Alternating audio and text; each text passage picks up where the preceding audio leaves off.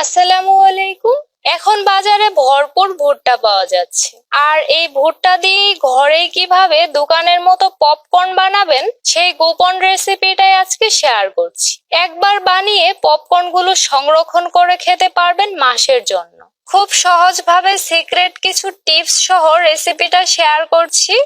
একবার দেখে নিলে আপনি নিজেই অবাক হবেন আর বলবেন কেন এতদিন বাইরে থেকে টাকা দিয়ে পপকর্ন কিনে খেলাম।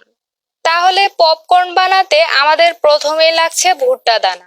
ছোট দানা বা বড় দানা দুইটা দিয়েই ভুট্টা হবে, তবে পপকর্ন বানাতে চেষ্টা করবেন এরকম ছোট দানার ভুট্টাগুলো ব্যবহার করতে, তাহলে সবচেয়ে ভালো রেজাল্ট পাবেন।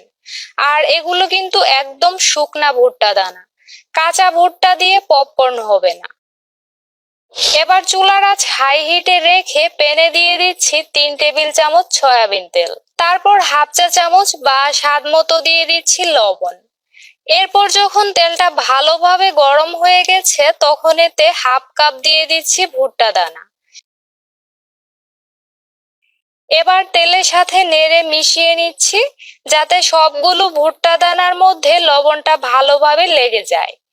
কিছুক্ষণ এভাবে ভাজলেই দেখবেন একটা দুটা করে ভুট্টা এইভাবে ফুটে পপকর্ন হয়ে যাবে। তখন সাথে সাথেই ঢাকনা দিয়ে ঢেকে দিতে হবে, না হলে ভুট্টাগুলো ফুটে পপকর্ন চারিদিকে ছড়িয়ে ছিটিয়ে যাবে।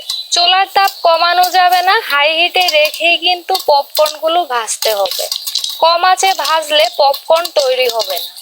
যতক্ষণ পর্যন্ত সবগুলো ভুট্টা ফুটে পপকর্নগুলো তৈরি হবে ততক্ষণ পর্যন্ত ঠিক এইভাবেই ঢেকে রাখতে হবে। এভাবে পটপট শব্দ হবে যেমনটা শুনতে পাচ্ছেন। তো আমার পপকর্ন গুলো ভাজা হয়ে গেছে, শব্দ একদমই কমে গেছে। এবার চুলাটা বন্ধ করে ঢাকনাটা খুলে নিচ্ছি। দেখতেই পাচ্ছেন খুব সহজভাবেই একদম বাইরে থেকে কেনা পপকর্ন ঘরেই তৈরি হয়ে গেছে। যে কোনো হাঁড়িতেই এই পপকর্ন গুলো বানাতে পারবেন।